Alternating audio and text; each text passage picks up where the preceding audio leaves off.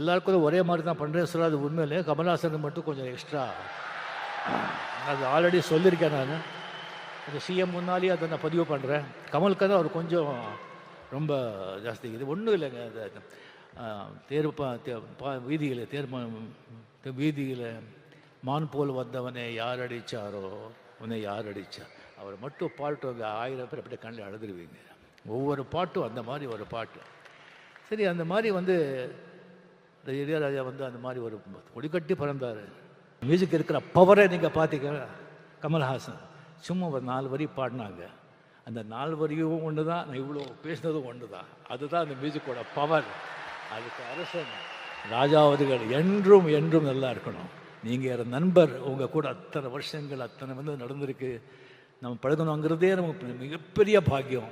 தயவு செஞ்சு